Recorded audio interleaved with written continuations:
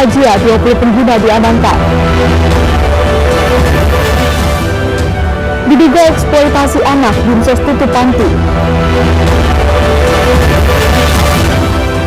3 pencuri sepeda motor terekam CCTV di Depok.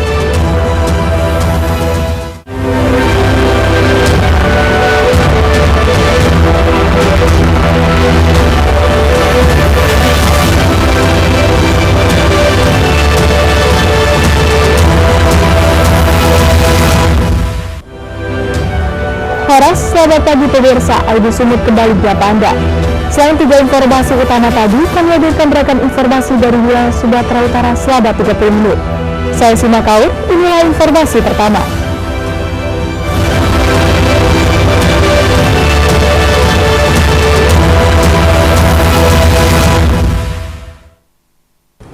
Pemirsa, 20 pengguna narkotika jenis sabu, salah satu di antaranya merupakan seorang wanita, diamankan dalam razia yang digelar petugas gabungan BNN Tebing Tinggi, Sumatera Utara.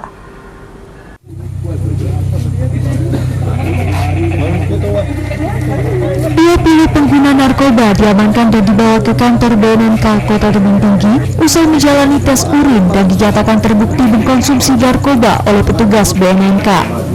20 pengguna ini terjaring dalam razia petugas gabungan BNNK Tebing Tinggi dan TNI AD, Polres Tebing Tinggi dan Satpol PP. Mereka terjaring saat tengah asik bermain game di berbagai warnet, hotel kelas bawati, dan lokasi karaoke. Bahkan beberapa anak-anak yang masih pelajar SD dan SMP juga ikut terjaring, namun mereka ini dinyatakan negatif dari narkoba.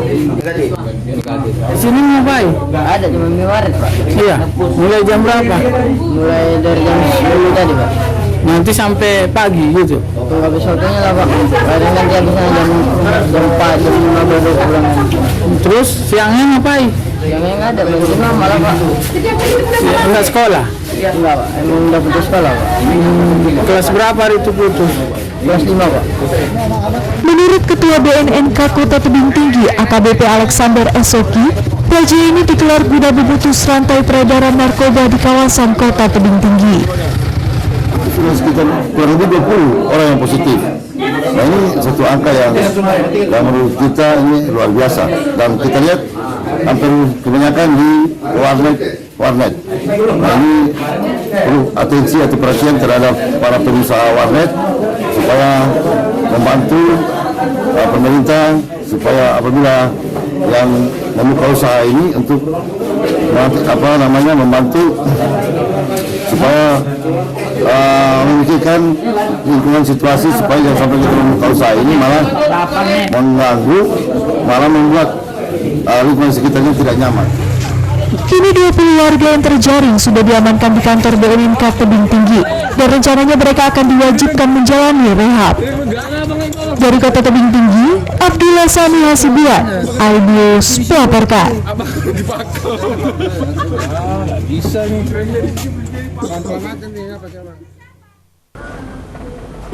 Pemirsa, seorang wanita ditangkap unit Reskrim Polsek Datuk Bandar setelah diketahui memiliki dan menjual narkoba jenis sabu di rumahnya di Kelurahan Pahang, Kota Tanjung Balai, Sumatera Utara.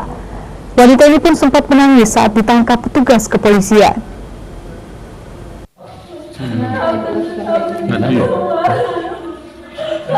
Seorang wanita ibu rumah tangga menangis saat petugas unit Reskrim Polsek Datuk Bandar, Kota Tanjung Balai meringkusnya di rumah di Kelurahan Pahang, Kota Tanjung Balai, Sumatera Utara.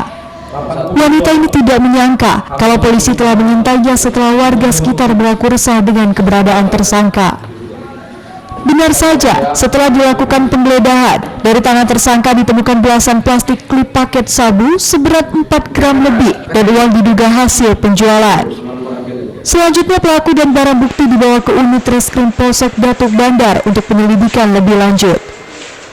AKP Ahmad Dahlan Panjaitan, Kasih-Humas Polres Tanjung Balai mengatakan, untuk mengelabui petugas, pelaku bertransaksi secara online untuk pembayaran narkoba kepada pelanggannya. Kemudian sabu dijemput sesuai arahan pelaku. Ada seorang perempuan melakukan penjualan narkoba dan setelah kita lakukan penangkapan keterangan tersangka bahwa dia memperoleh bahan yang dia perjualkan jual belikan itu melalui pemesanan online. Barang bukti yang diamankan Bapak? Yang kita amankan dari inisial tersangka A ada 4,49 gram. Pelaku menjual paket sabu mulai dari paket Rp50.000 hingga Rp250.000. Selanjutnya pelaku diserahkan ke Sat Narkoba Polres Tanjung Balai untuk menyelidiki jaringan pemilik narkotika. Dari Tanjung Balai, Ulil Amri, iNews melaporkan.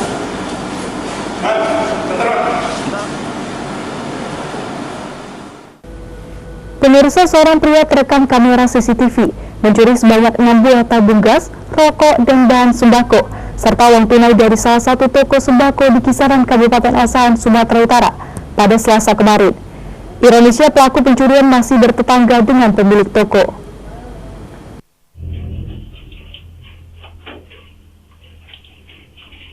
Inilah rekaman CCTV yang memperlihatkan seorang pria masuk ke dalam toko sembako di Jalan HM Yamin, kisaran Asahan, Sumatera Utara.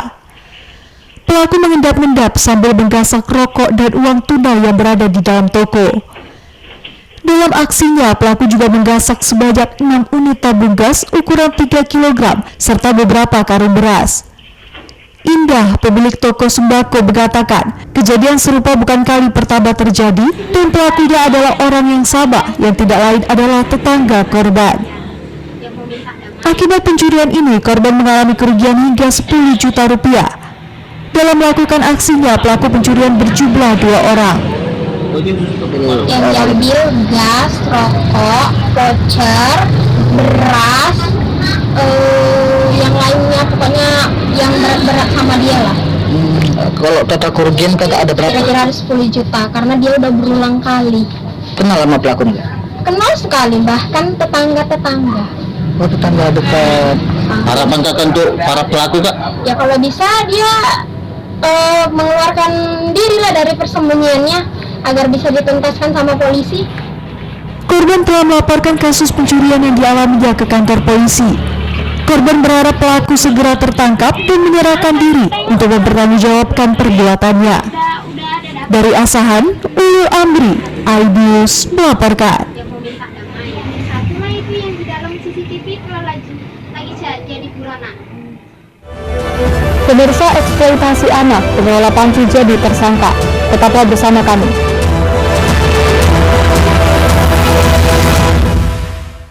Mengupas makna dan tafsir Al-Quran bersama ulama terkemuka tanah air. Qaumum min qaum khairun minal yadis suflah. Nggak bakal bisa dibayar oleh dunia dan seisinya. Jelas, lugas untuk kehidupan sehari-hari. Di antara yang merusak hati adalah buruk sangka. Wa aqimus salah wa atuz zakah. Itu pun sejajar dengan jihad fisabilillah. Cahaya Hati Indonesia, Sabtu dan Minggu pukul 12 siang di iNews.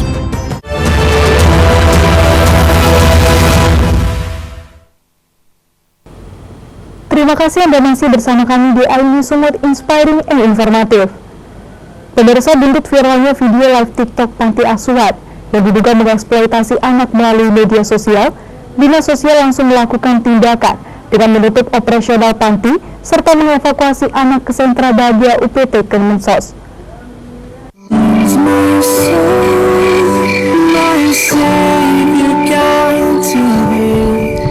Buntut dari viralnya live TikTok panti asuhan yang mengeksploitasi anak dan berikan makan kepada bayi 2 bulan, petugas gabungan Dinas Sosial dan Polrestabes Medan melakukan pemeriksaan di panti asuhan Yayasan Tunas Kasih Olayama Raya di Jalan Pelita 4 Medan.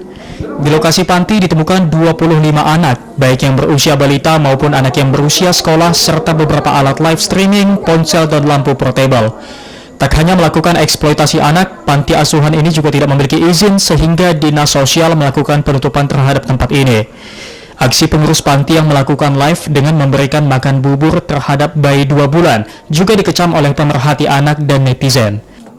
Dengan viralnya TikTok adanya kegiatan online di TikTok di seluruh Asia. Hasilnya yang pertama tadi kita panggil pengelola, bertanya izinnya yang mengadakan sekali. Jadi langkah selanjutnya apa Pak? Langkah selanjutnya pertama si anak-anak bayi tersebut tadi sama-sama kita saksikan diserahkan kembali kepada keluarga.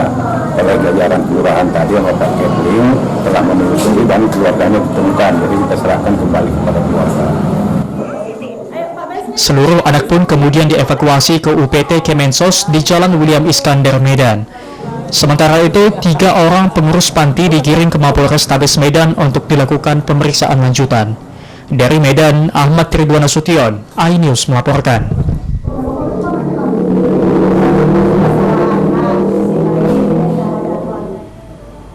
Pemirsa, setelah viral di media sosial, Satreskrim Polrestabes Medan Sumatera Utara akhirnya menetapkan ZZ yang merupakan ketua pengurus Panti Asuhan Tunas Kasih Olaya Raya sebagai tersangka terkait kasus dugaan eksploitasi anak melalui media sosial TikTok.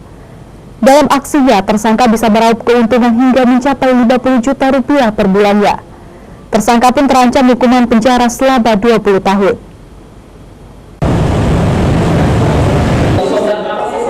Satreskrim Polrestabes Medan menetapkan status tersangka ZZ yang merupakan pengelola Panti Asuhan Tunas Kasih Olaya Raya.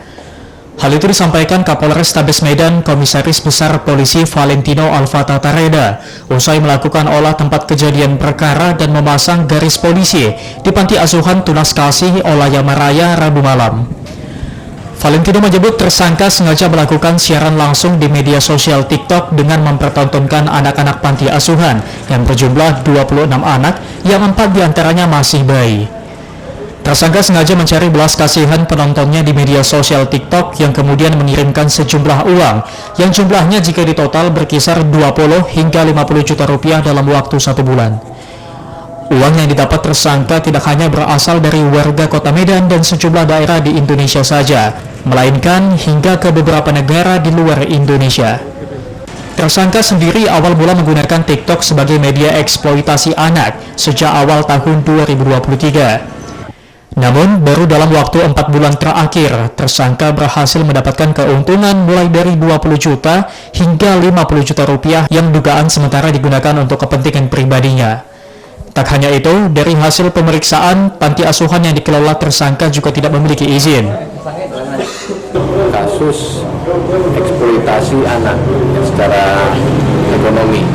Jadi kami sampaikan kemarin ya, tanggal 19 Agustus sekitar pukul 18.00 kita mengamankan seorang laki-laki ya inisial ZZ ya ZZ ini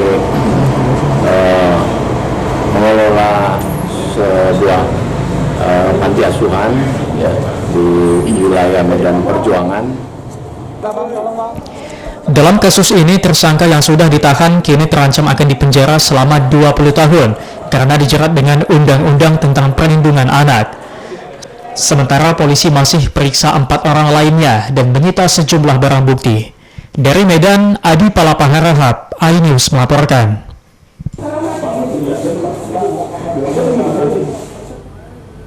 Pemirsa, sekitar 6.000-an warga dari berbagai organisasi dan paguyuban lintas etnis dan profesi menghadiri kegiatan kebangsaan bakti sosial presisi Polri yang digelar di Gedung Serbaguna Unimed Jalan William Iskandar Percut Setuan, Kabupaten Deli Serdang, Sumatera Utara. Kegiatan silaturahmi ini bertujuan untuk penguatan kebangsaan dan mengunggah semangat nasionalisme.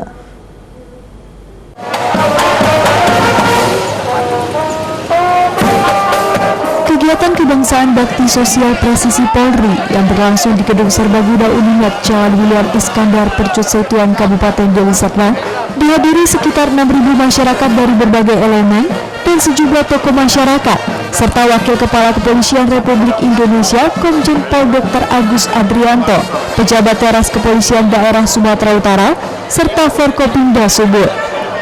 Kehadiran Wakapolri Komjen Agus Andrianto yang datang menaiki puluhan becak bermotor ke lokasi acara ini pun langsung disambut antusias warga.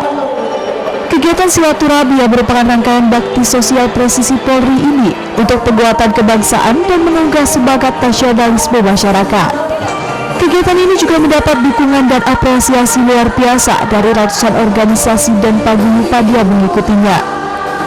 Salah satu paguyuban yang hadir yaitu Penggali Kubur Sumatera Utara atau PBMPK Subud menilai kegiatan ini dinilai sangat bermanfaat untuk memupuk wawasan dan penguatan kebangsaan serta menambah semangat nasionalisme.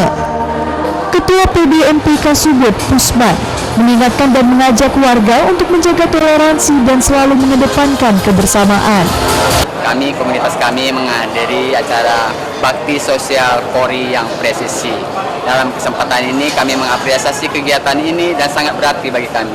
Kami juga dari Paguyuban Bilal Maid dan Penggali Kubur mensupport kegiatan Polri untuk menjaga keamanan dan ketertiban nasional khususnya menjelang pemilu.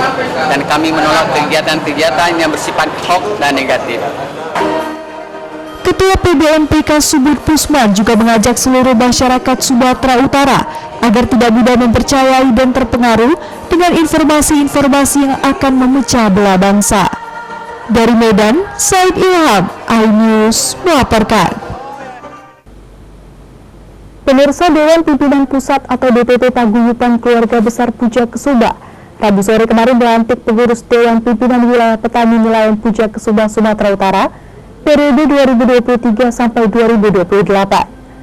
Pelantikan yang berlangsung meriah ini juga dihadiri Wakil Kepala Kepolisian Republik Indonesia yang juga Ketua Dewan Pembina DPP Puja Kesumba, Komjen Pol Dr. Andus Agus Adrianto.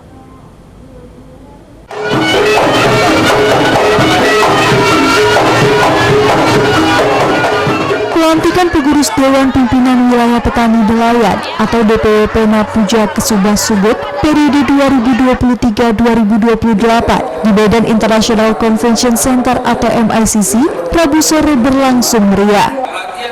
Selain dihadiri Ketua Umum DPP PKB Puja Kesumba Eko Supianto, kegiatan ini juga dihadiri Wakapolri yang merupakan Ketua Dewan Pembina DPP Puja Kesumba, Komjen Pol Dr. Andus Agus Adrianto, didampingi Kapolda Sumut Irjen Pol Agung Setia Iman Effendi, kemudian Forkopimda Sumut, Wali Kota Medan Bobi Afif Nasution, serta pengurus dan anggota Puja Kesumba.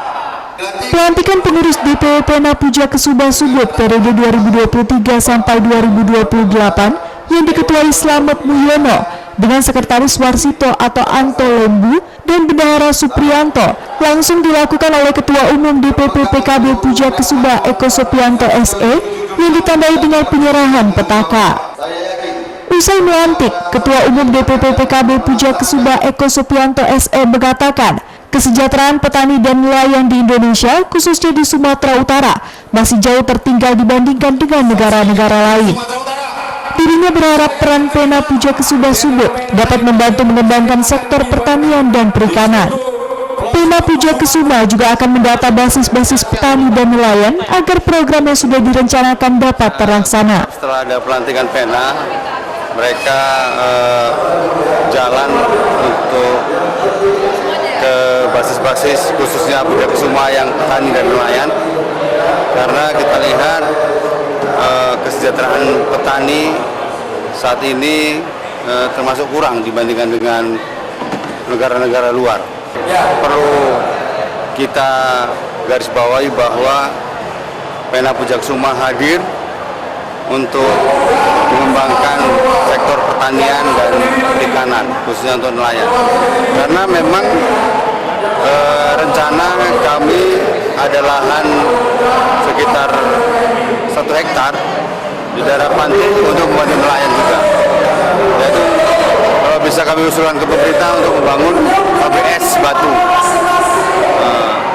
supaya kiranya nelayan-nelayan kita tidak kesulitan mencari es. Yang kedua juga petani-petani, banyak juga ada petani sawit, petani padi. Sebelumnya Wakapolri Komjen Pol Dr. Andus Agus Adrianto juga mengatakan pelantikan ini menjadi momen silaturahmi dan berharap Puja Kesumba selalu dapat bersinergi membantu pemerintah daerah. Pelantikan DPW Pena Puja Kesumba Subud ini juga diwarnai dengan berbagai pementasan kesenian tradisional suku Jawa. Dari Medan, Said Ilham, iNews melaporkan. Pemirsa, pencuri uang purnawirawan TNI ditembak. Tetaplah bersama kami.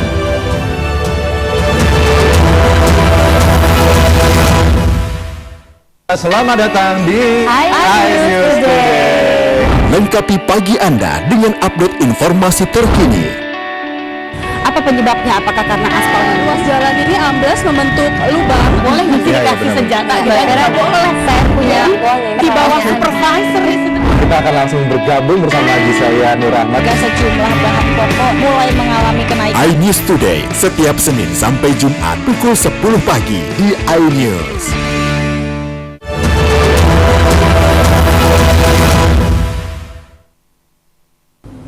Terima kasih Anda masih bersama kami di ID Support Inspiring and Informative. Pemirsa, terekam CCTV aksi pencurian kendaraan bermotor. 3 orang pria dibekuk polisi Polsek Binjai di lokasi kos-kosan tempat tinggal para tersangka di kawasan Kota Binjai.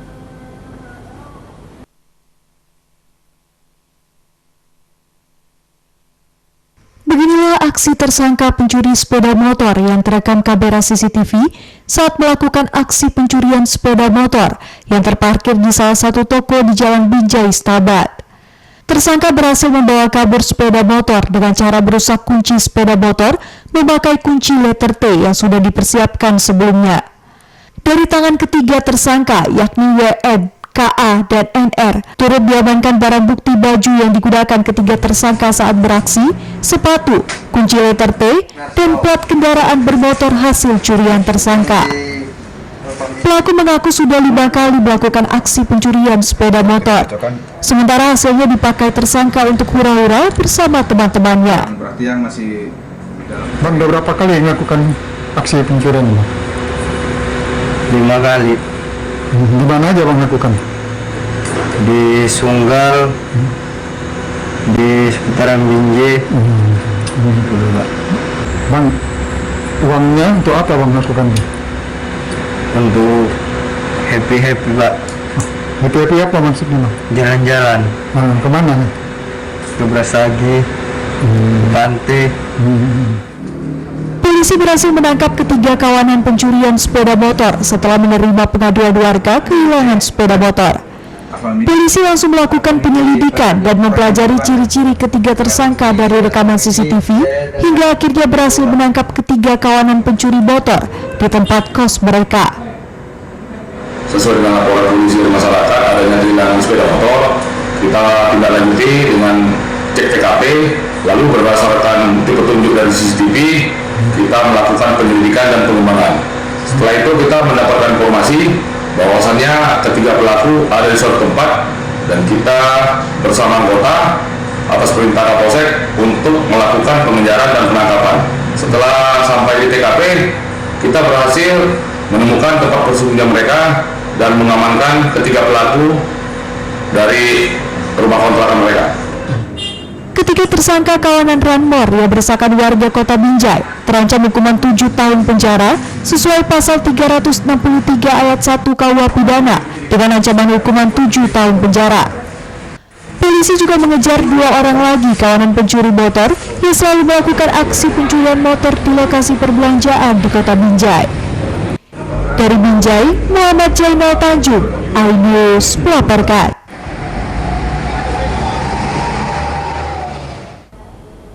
Pemirsa, aksi komplotan pencuri bermodus pecah kaca yang berhasil membawa kabur uang senilai 150 juta rupiah milik seorang purnawirawan TNI yang ditinggal di rel mobil di Kota Medan, Sumatera Utara terekam kamera CCTV.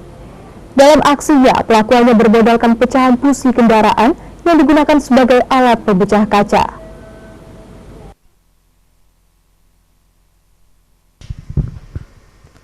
Inilah rekaman CCTV yang memperlihatkan 2 pelaku yang berboncengan dengan 1 sepeda motor mengawasi sekitar tempat mobil korban yang terparkir di depan rumahnya di kawasan Medan Marelan, Kota Medan.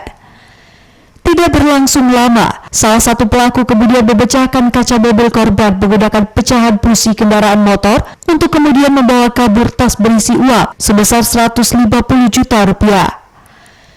Berkat rekaman CCTV ini, satu pelaku yakni HS kemudian berhasil ditangkap di tempat persembunyiannya kawasan Medan Marelan, Kota Medan.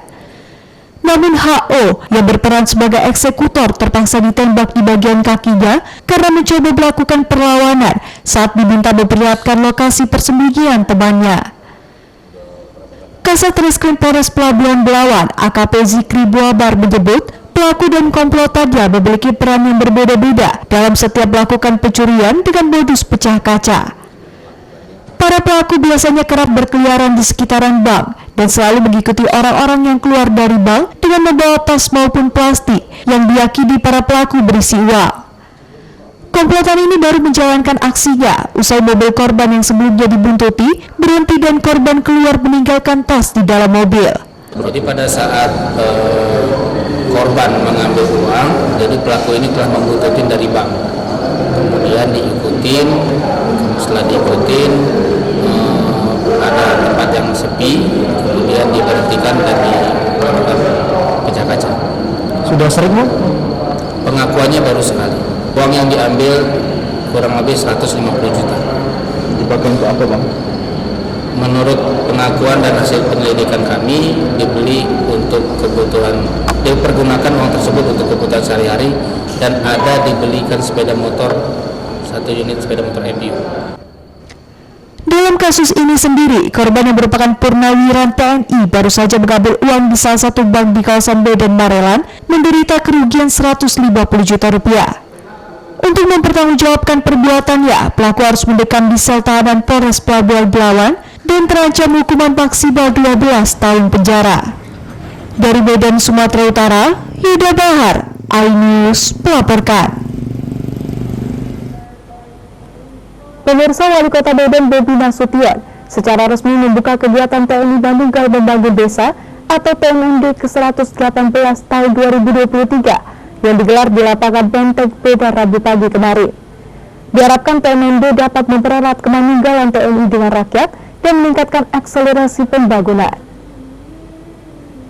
Wali Kota Medan selaku Inspektur Upacara tiba di lapangan. Wali Kota Medan Bobi Nasution secara resmi membuka TNI Manunggal Membangun Desa atau TMMD ke-118 tahun 2023 di lapangan Benteng Medan, Sumatera Utara. Dalam kegiatan ini turut dihadiri oleh Kasdam 1 Bukit Barisan Brigjen TNI Refrizal serta unsur Forkopimda Kota Medan. Untuk TMMD ke-118 tahun ini sendiri dilakukan di Desa Pawapasir, Kelurahan Terjun, Kecamatan Medan Marelan dengan melakukan berbagai kegiatan pembangunan fisik dan non-fisik. Pembangunan fisik seperti pembangunan jembatan, pengecoran beton, pembangunan bronjong sepanjang 1,2 km, pengecatan sekolah dan musola, serta bakti sosial.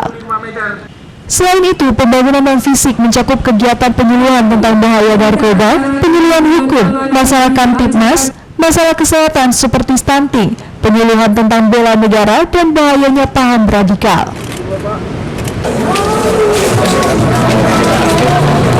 Tentunya harapan kami pemerintah Kota Medan, TMMD, Kodam 1 Bukit Barisan, yang sini adalah Kodim 0201 Medan. Tentunya harapan kami selain seluruh personil TNI yang ikut langsung di TMMD, itu besar harapan kami masyarakat juga nantinya ikut serta dalam melakukan kegiatan ini, membantu kegiatan TMMD yang di dalamnya, khusus dari bagaimana TMMD ini besar harapan kami bukan hanya dari sisi fisiknya, tapi bagaimana masyarakat yang ada di wilayah kami ini bisa melihat benar-benar potensi yang mereka miliki, baik potensi yang ada di wilayahnya ataupun potensi diri masyarakat ini sendiri masing-masing itu. Dalam kesempatan ini, Wali Kota Medan Bobi Nasution berharap potensi masyarakat bisa terangkat baik fisik dan non-fisiknya. Bobi menyebut TMMD yang mengambil tema sinergi lintas sektoral mewujudkan kemanunggalan TNI rakyat semakin kuat bisa memberikan kesejahteraan bagi masyarakat melalui pembangunan yang dilakukannya. Dari Medan, Sumatera Utara, Ahmad Ridwan Nasution, iNews melaporkan. Informasi tadi mengakhiri iNews Sumut hari ini. Saya Sina Kaut mengucapkan terima kasih atas kebersamaan Anda. Selamat beraktivitas dan sampai jumpa.